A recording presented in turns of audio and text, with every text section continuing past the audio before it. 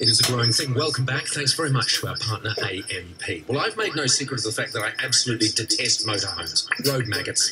I've said many times before that unless the drivers of these things want to confine their travel to the early hours of the morning, well, no, that's not good for me either, they're to stay off my roads. However, they are everywhere, and it appears Kiwis using them is a growing trend, with sales from a recent motorhome show up 50% on last year.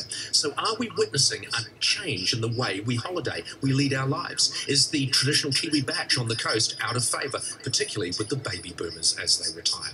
I'm joined now by New Zealand Motor and Caravan Association CEO Bruce Lahore. Bruce, good morning. Good morning.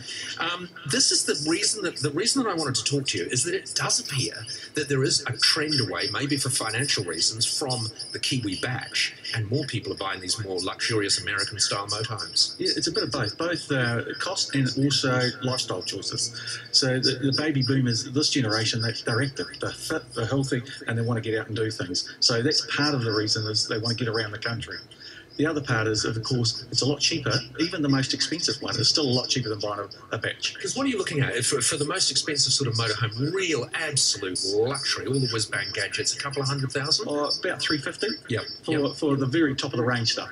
But most of it's somewhere between $60 to $200, around about $120 is about the average price. And there are no lawns to mow. That's it. Oh, look, there's even villages now being created.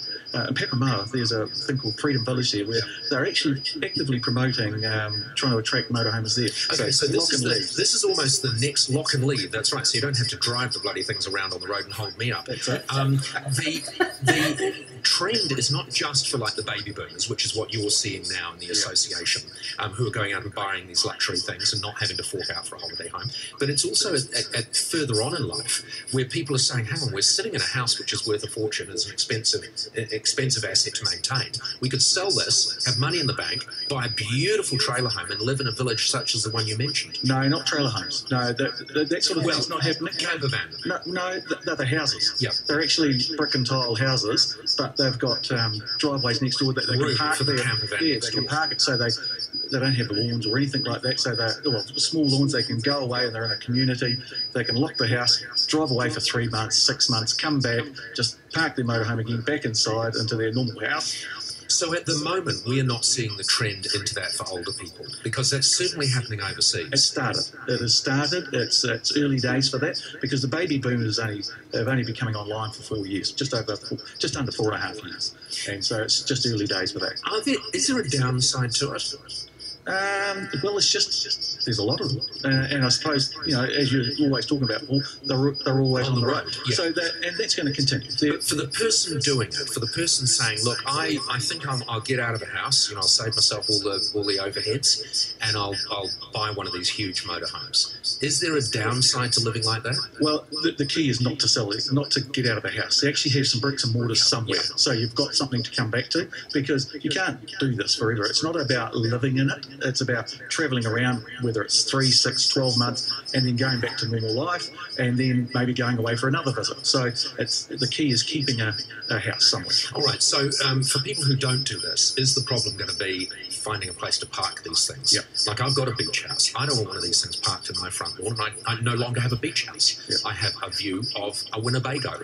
Yeah, and that's the issue that we deal with local councils, to make sure that we work within the communities, because this will become another issue. Yeah, so we're trying to work with them now to make sure it doesn't become an issue. And most councils and communities understand that and trying to work together. A lot of people buy these things overseas in America, obviously. You've got to be careful doing that, because some of the dimensions of the American ones actually are not allowed on the roads in New Zealand. What's the most popular that's being imported in terms of the real luxury ones? Probably Deathlift and Bernster. They're the two from Germany. They're probably the top end. And you're talking separate bedrooms here and everything. Oh, yeah. There's got all separate the bedrooms. It's an apartment on wheels. Death trap. All right. Thank you very much, Bruce. Bruce Lahore from the Motorhomes Association.